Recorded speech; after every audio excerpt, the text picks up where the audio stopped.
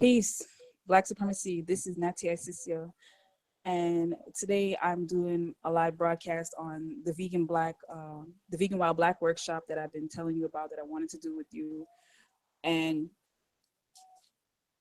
I've started sending emails out, um, but of course I want to make sure that people are actually getting the emails. So that's part of the reason why I'm doing the live chat, is to find out if people are actually getting their emails or not, because I know I did run into some problems where with using Gmail. So if you are receiving the emails, do let me know by commenting in the chat, or commenting on the video if you're watching this video later on, and let me know if you're getting any of the emails that I'm sending out, because that's going to be like a major component in how I share this information. And another thing I wanted to know was there any particular way anybody wanted to um, for me to disseminate any of this information or to help you all out in becoming vegan, because there's other ways I could do it. I could do screen shares where it's like a slide share, just basically so you could kind of read it kind of like in a visual booklet format. Or we could just do hangouts, right? And we could just share information back and forth or questions. I could also continue with the videos. That was another thing I mainly wanted to do, was like a video series of just going vegan from basically A to Z, or step one to whatever, however many steps I have. So I do have a few, again, different topics and stuff that I wanted to go over with the Vegan Wild Black Challenge. And it's not like anything mandatory or anything that I'm pushing on anybody. I just feel like some people do need a little bit of help along the way, you know, especially if you're younger and you don't have anybody that's vegan in your household or in your vicinity, and you've never really met anybody that's vegan. I know for me, I didn't really have anybody. When I thought I was vegetarian, I didn't have anybody to even help me with that. So my idea of being a vegetarian was it wasn't the highest quality of foods that I was eating. And you know, I think I had experienced some issues with that health wise, but over time I've gotten better, you know, and have become better at, you know, identifying the foods that are good for you, and some that are just draining your body, or that are just not really food sources at all. um so let me see here. So again, like I said, I can't even see your messages right now if anybody is chatting, but I think I can. Hold on.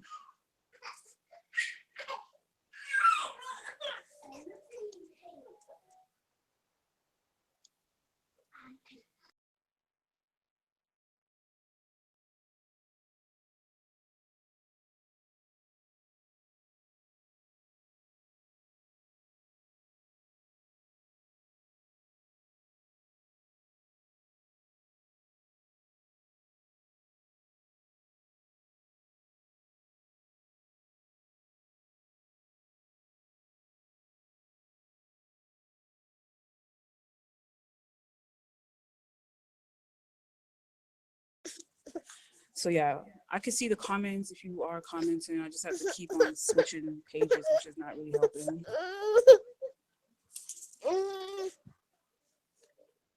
Doing a lot right now. I did send out an email. Thank you if you did donate in advance. Thank you for that. So again, I do have a few ideas with how I'm going to send this out. I've been working on it, which is why I haven't started it yet up until now. But I'm gonna just start putting out the information I have, and I can put it out right now. I was hoping that I could quickly comprise everything together into either a booklet or um, video series, but I'm definitely not going to overwork myself or anything like that. I'm gonna just do it as it comes naturally, and put the videos out as I feel. Some of the videos, I don't think I'm gonna put them publicly on YouTube. I'm gonna kind of keep some of them, I guess, a little private, or just put it on the website So if you haven't joined the website, join kingdomableuncensored.com.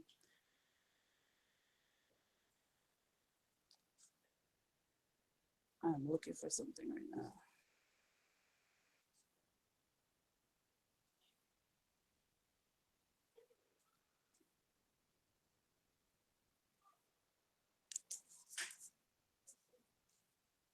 So I did have a few questions, I guess I did want to ask. Was there anybody who was already vegan or just wanted to continue in the journey, or just still have more assistance or somebody to go through it with? Let me know in the chat. Let's see. So this is my first live stream, so I'm working with like the phone and the computer, trying to figure out which one is working best. And I think my signal is just not the best signal, so I'm not getting the best feedback.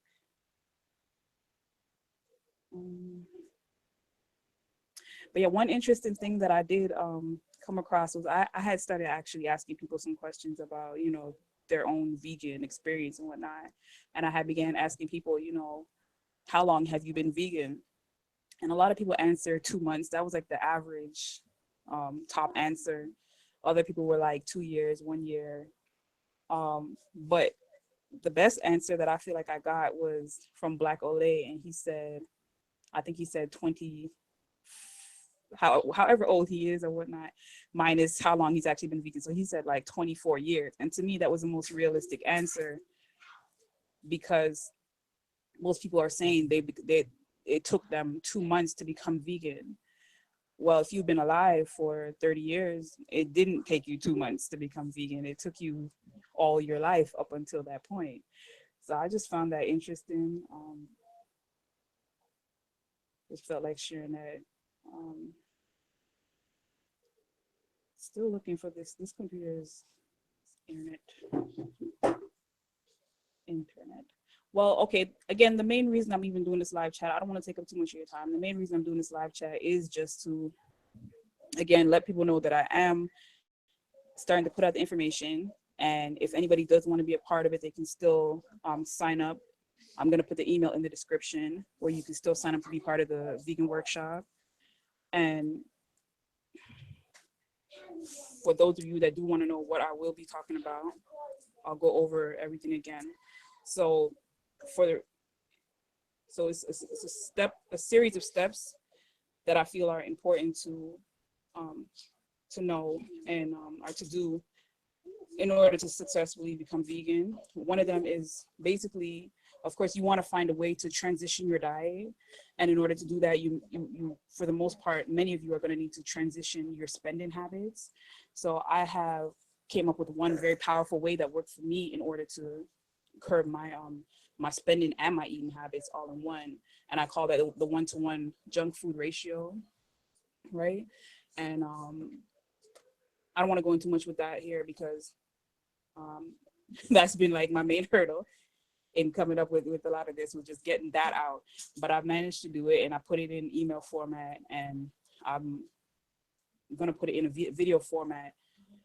And again, with that, I also want to go into, that will be like the first portion. So within that, I also want to go into, you know, how to, if you're craving a certain type of food, what you should eat instead that is vegan. You know, and if you're buying a certain type of food habitually, what you can probably do to substitute that, or to switch over, right?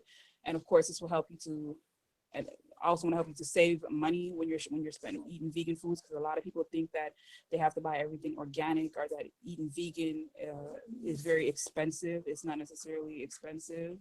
And also, you also want to be aware of acidic and alkaline foods. And just because you're eating vegan, just because you're eating a vegetable, doesn't mean that it's the best possible vegetable that you could be eating. You can still be putting a lot of acidity and basically, you know, destroying your body that way. So you still want to be able to know what foods are alkaline or acid. Again, this is something else I didn't come across when I was initially becoming vegan. So I think it would be good for those of you to pretty much just get a head start and jump right into it. The other thing is learning to read the ingredients. And I think a lot of people just completely overlook ingredients, reading the ingredients, especially Black people. Um, I feel like most Black people are used to eating things, just picking things up off the shelf and eating it if it looks like something they want to eat, right? Or even if you're vegan or vegetarian, and you've been buying a product that you think is vegan or vegetarian, it might not necessarily be that, or there might be something that you think is not vegan or vegetarian, but when you actually read the ingredients, it is. For example, I've seen somebody who he has a whole vegan channel and everything, and he had put up a video questioning gum Arabic. And I had just so happened to just finish researching and doing a video and everything and posting up a video on gum Arabic, which is not on this channel. It's on I do have a health channel, which I can get into that later. But so I had just finished researching gum Arabic. He was questioning whether it was vegan because it was on some vegan sun-dried chickpeas packs or whatever. So I was able to help that brother out and let him know that it was definitely vegan, definitely from the continent of Africa, and you know, a good source of I think what was it, a fiber that you could consume, right? So again, you want to be able to read the ingredients and know what the ingredients are, whether it's vegan, vegetarian or not. And with my experience, people who do change the you know, you might have the same package, but the ingredients change and they don't necessarily let you know. So what I do is every single time I shop, if I do go out, you know, to buy my food from the grocery as opposed to getting it another way, I read the ingredients, because I have caught companies that will change their ingredients and probably put a non-vegan product in there, and you wouldn't know unless you read the ingredients every single time you go to the store. But I'll get into that in the video. Another part of the reading the ingredients is to know that there is a special way that they actually label ingredients. They don't just throw the ingredients on the package. They have like an order in which they do that. So I will get into that in another portion of the Vegan Wild Black Challenge. And some other things I wanted to do too was to go through the top superfoods that you should actually probably be eating every day. For example, like an avocado. That's something that is very beneficial for you to eat every day, but there are other foods that I want to get into.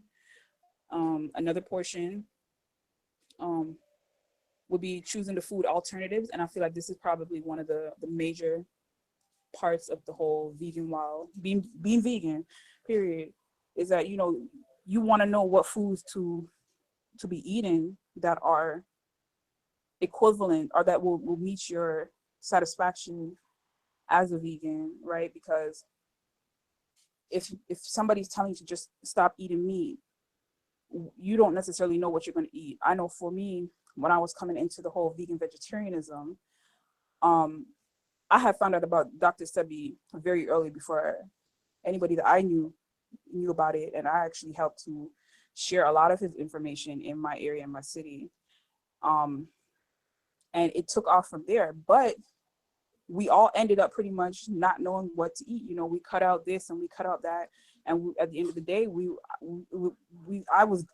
I personally was down to just eating yams, which I don't even think that was necessarily on the Dr. Sebi list, but I had cut out so much that I was down to eating probably yams, avocados, spelt kamut. I was down to eating a lot of the stuff I heard him talking about, and kalaloo and stuff like that, but it still didn't feel like it was necessarily enough foods. And it, you know, I was eating the dates and the figs, but it was still, my diet was still kind of lacking. And eventually I came across his list and whatnot, but even to me, the Dr. Sebi list was very limited, because you know, it's presented as though he has researched and examined or tested every single plant on the universe or in the planet, when we know that's not necessarily the fact. And me having a Caribbean background, I was like, okay, what about this and what about that and what about this and what about that? But so I do want to go over foods that you can, again, substitute. For example, what you should substitute for bread, rice, sugar, vegetable oil, butter, juices or sodas, eggs, meat or fish, milk, white flour, and salt, and probably some other things that I might come across. And I mean, people might say, oh, well, of course, for bread, just substitute for brown bread, or for rice, just substitute for black rice or brown rice or quinoa, millet. But there are also vegetables that you can use to substitute your rice portion of your meal that you might make. Like, there's other very neat ways, like, to substitute sugar. You could use something like coconut sugar. There's different type of oils that are like off the chain that some people should be trying or using. Butters, you could be using coconut butter. I used to use shea butter. I mean, so I want to go in on that. Substituting soda. Again, fish. People have come up with, really good recipes to substitute fish. So that's something else that we could go into. And if anybody has any questions about that, I know people like to say things like that, well, especially people that are not vegan, they like to say things like, oh, well, or not vegetarian, that they like to say that, why do you have to always substitute whatever you're eating for something that looks like an animal product or is an animal product? For example, they might say, why do you have to eat a veggie burger? Well, to me, they're the ones that are actually substituting vegetables for me, because show me a ham burger or a cow, where that's just going to come out in a circular shape. You're not. And I've been in experiences where it's like I've been at a barbecue or whatnot, and my uncle, he went over to the neighbors and got these huge zucchinis and came back and diced them up and barbecued those for me, and they were in the shape of a circle. But at the same time, they were like making fun of me and saying, oh, well, why do you all have to eat food that looks like meat? Like, if you eat a hot dog, why does it have a vegan hot dog? Why does it have to look like a vegan hot dog? Or why does it have to look like a regular hot dog? But again, you don't see chicken or whatever meat they put in that hot dog that comes out is the shape of a hot dog just because they kill the animal, and they actually have to shape it and mold it. Meanwhile, you could do something like have carrot hot dogs, which are just carrots, or you could use other things that look like carrots, like what is that called again? It's not a radish, but one of those vegetables. Anyways, so that's my way of refuting what they say about us trying to eat foods that look like animal products, when in actuality it's the opposite. So again, another thing I think is important too, if you're vegan, is to have the right spices, right? A lot of people don't like eating vegan or vegetarian food because it tastes bland, and that's pretty much how a lot of my food was initially in the beginning. It was pretty bland, and I mean, I had even cut sugar out one time. I went like a whole year without sugar, so everything was just the way how it tasted, just naturally cooked, steamed, or whatever. I'm able to do that. A lot of people are not able to do that type of stuff, just to eat foods just based off its actual taste. I was able to do that. Over time, I really started working with the spices a little more. So there's some spices I think people can benefit from knowing early on in the game, so that way they can maintain being vegan or vegetarian. And that won't be one of the excuses for falling back into eating meat. And so the next thing too is condiments. It's another thing, another reason why people might have issues with being vegan, is that they feel like everything is dry. I know for me, a lot of my food was dry when I was starting out, like eating the yams. I think I had even depleted my body of certain oils or liquids because a lot of my food was so dry. Of course, Black people love their gravy and everything, but I had to learn how to make my own gravies and my own sauces. And so I want to help some of you all out with that. Of course, condiments, you're talking about regular gravy, you're talking about gravy, ketchup, mustard, cheese sauces. Cheese is a real tough one for a lot of people.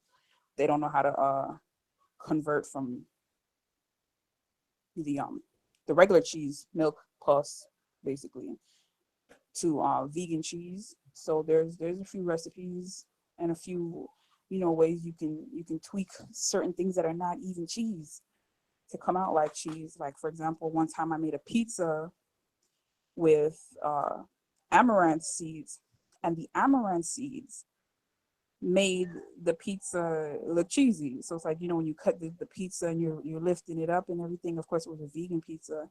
The amaranth seeds gave it that stringy, cheesy look and taste a little bit too. And there are other vegan um, vegetables and fruits and whatnot that will also give you a vegetable type taste, or the cheese. You basically get the satisfaction. And that's what a lot of people are eating for. They're not eating because they care that it's an animal or not, or or that it has to be not. They're eating for satisfaction, and I guess how their taste buds are being trained, which is of course another thing that you have to kind of train your taste buds to appreciate certain foods. I mean, you could probably train your taste buds to appreciate anything, but people tend to have an issue coming off of being addicted to blood and fat, which is what a lot of people are, to being to eating these foods that are high energy and have your taste buds pretty much popping. I mean, but of course, what happens initially when you just become vegan can kind of subside over time. So you kind of want to be able to keep the spark or whatever of eating. But when I say that, then I'm starting to think about me not wanting you to necessarily just eat for are living to eat per se, because we pretty much, again, Black supremacy with King Noble, we eat to live. We don't necessarily follow the Honorable Elijah Muhammad's doctrine on eating to live or whatnot, but we definitely are eating as it is necessary for the most part. So that was that for the condiment section that I wanted to touch on, which also kind of brings me back into the whole eating fast foods.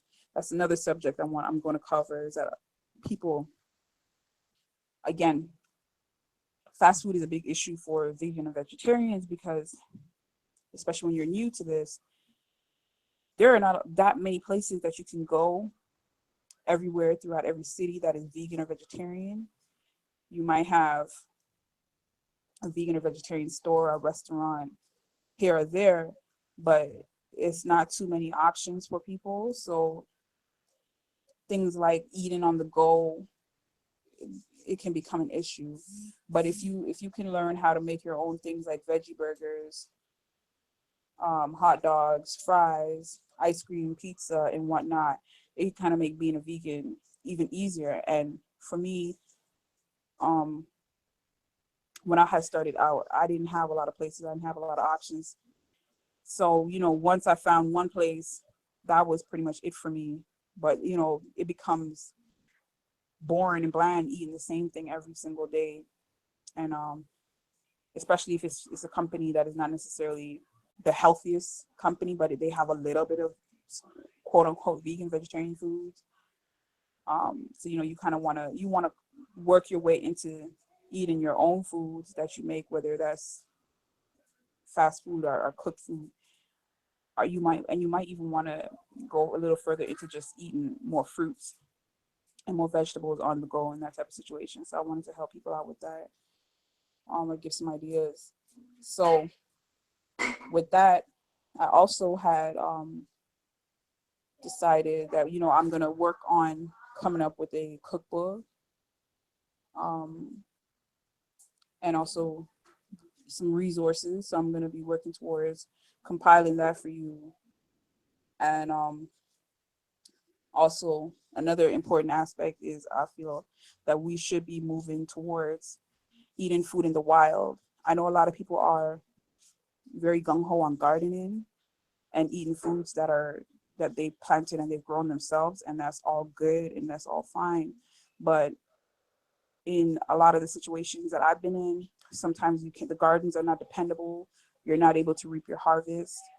Um, you're spending a lot of money on seeds, and every seed needs to be grown and planted a separate way. But if you are more in tune with nature and so forth, you start to learn how to harvest the food that is already growing. Like for example, I had earlier in the year, I was just eating chickweed instead of kale, because I love kale, and one of my favorite dishes is a kale dish that I made. But when I came upon a lot of chickweed that was growing wild in nature, I had substituted the kale for chickweed. So I was eating that. Right now, the chickweed is not growing anymore. There's a lot of nettle. So I could be eating that right now.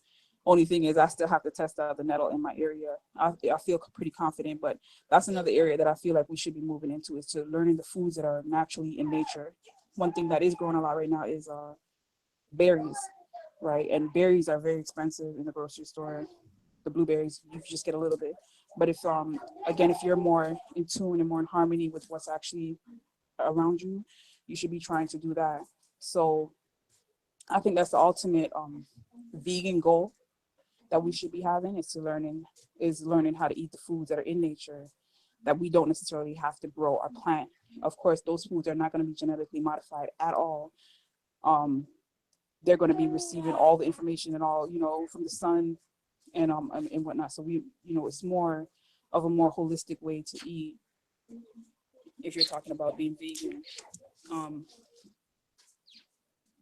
The next thing is, again, basically just creating your own recipes and sharing them with, I guess, anybody else in the workshop. That's I think another major component, because that's what I did earlier that kind of did help me to become a better vegan, was to share recipes, right? Because again, people, when they're just starting out being vegan, they can basically not know anything. You might think that eating cereal and soy milk is like the epitome of your vegan breakfast, when you could be eating a lot healthier foods than that, without depleting yourself. So that's what I'm going to be going over throughout the whole vegan workshop. But of course, I'm going to be going into way more detail of that. So if you haven't already joined the workshop, I'm going to be posting the link in the chat, or sorry, in the description and in the comments, or you can go and check out one of my other videos that I have on it, which is, one of them is called Who Else Wants to Eat Vegan? But that video, you have to actually go to my homepage on my website, because it's not public, but it is listed for new people who haven't seen it, or returning subscribers. And the other video is called Sign Up to Get in Synchronization. So that video, I go over all the workshops I pretty much want to go over throughout the course of the year, I guess. So look out for the link. And again, if you have already signed up but you're not receiving an email, let me know in the chat or in the description. Oh, sorry. Let me know. Just let me know somehow in the video, in one of the video chats, and I'll try to work that out, configure whatever's going on. But I have been getting some feedback from some of you, so I know some people are receiving the my emails, but I think maybe some people, it might be going to spam. So again, check your spam box if you haven't been getting the emails directly. And so yeah, this video was just to let people know that I am starting the vegan workshop. And if you want to be a part of it, to join, let me know if you're receiving emails or not. What we're going to be going over, and basically how you wanted to receive the information, which is kind of hard for me to get that feedback right now without going back in the chat. But let me know, do you want me to do more live chats like this one, face to face, more videos? Like I could be sending other videos too. Like there's another video I'm gonna send it to people. So I guess after this, look out for that video. I'm going to send you this video called Earthlings. And that's the video that seems to have helped a lot of people become vegan really quickly. I think I did watch that video a while back. it's pretty gruesome, pretty explicit. It's more in line with people who are concerned for the animals and whatnot. But I mean, it's a good starter. I've seen stuff like that up close and personal, so I know it. I know seeing that up close and personal, how the effect it can have on your psyche, and that's another video I have coming out. So I'm gonna end this video now. Peace, Black supremacy. Join the website kingnobleuncensored.com. That's where I'm at.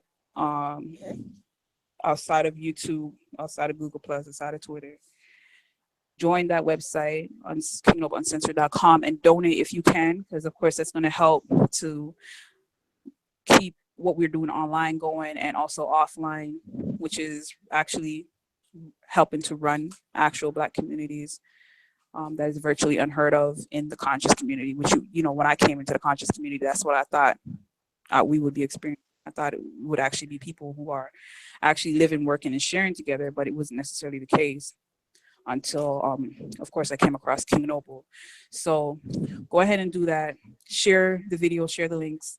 Look forward to the upcoming videos and workshop Black Supremacy.